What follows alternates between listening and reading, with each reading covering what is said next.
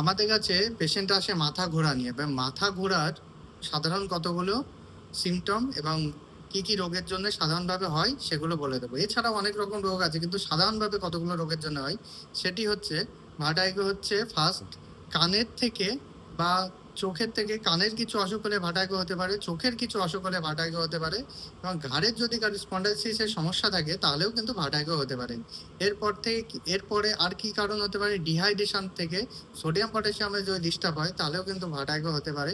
Anaemia থাকলে vertigo হতে পারে, এবং কারোর যদি লো বিপি থাকে অর্থাৎ ব্লাড প্রেশারটা কম থাকে তবেও কিন্তু ভার্টিগো হতে পারে। এরপরেও হাইপোগ্লাইসিমিয়া যদি কারোর থাকে তাহলেও ভার্টিগো হতে পারে।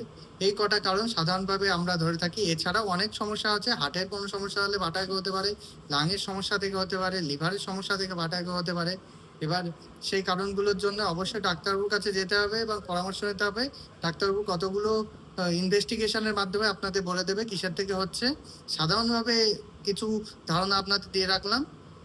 এইগুলো যদি হয় তাহলে ডাক্তারবাবুর কাছে যাবেন। মাথা ঘোরা হলে ডাক্তারবাবুর কাছে যেতে হবে, পরামর্শ নিতে হবে। আর এরকম হেলথ রিলেটেড ভিডিও পাওয়ার জন্য আমার চ্যানেলটাকে সাবস্ক্রাইব করতে হবে, প্রচুর পরিমাণে শেয়ার করতে হবে। নমস্কার।